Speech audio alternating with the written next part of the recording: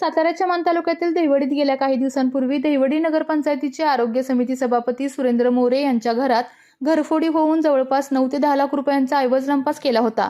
त्यानंतर त्यांच्या शेजारी असलेल्या श्रमसाफल्य घरात देखील चोरट्यांनी घरफोडी केली होती।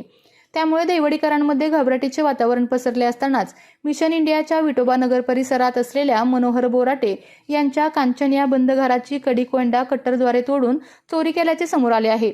बोराटे हे सांगली या ठिकाणी कामानिमित्त गेल्याने बंद घराची घरफोडी केल्याची माहिती सूत्रांनी दिली आहे। चोरांच्या हाती कोणते ऐवज लागले नसले तरी कपडे अस्ताव्यस्त टाकण्यात आले होते।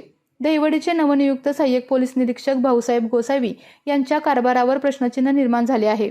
पोलिसांची भीती चोरट्यांना राहिलेली नाही, खाकीचा धाक चोरट्यांना राहिला नसल्याची चर्चा देवडी आणि मान तालुक्यात रंगलेली आहे। देवडीत होत असलेल्या घरफोडी आणि चोरीमुळे महिला आणि लहान मुलांच्यात घबराट पसरलेली आहे।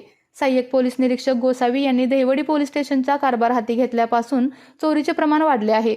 चोरट्यांचा शोध घेण्याचे आवाहन देवडी पोलिसांपुढे उभे ठाकलेले आहे। मध्ये जॉब मिळवण्यासाठी किंवा स्वतःचा उद्योग व्यवसाय करण्यासाठी 1 वर्ष कालावधीचे महाराष्ट्र शासनाचे तांत्रिक कोर्सेससाठी Patil electronics institute Satara. Electrical supervisor, automobile mechanic, electrical wireman, motor winding, 2 wheeler 4 wheeler mechanic, computer operator, computer hardware आणि डिप्लोमा कोर्सेस। पात्रता 10वी 12वी एसटी पासची सोय। Patil electronics institute, Radhika road, Satara 98 220 97 071। 1986 पासून तंत्र शिक्षणामधील अग्रेसर संस्था पाटील इलेक्ट्रॉनिक्स इन्स्टिट्यूट सातारा।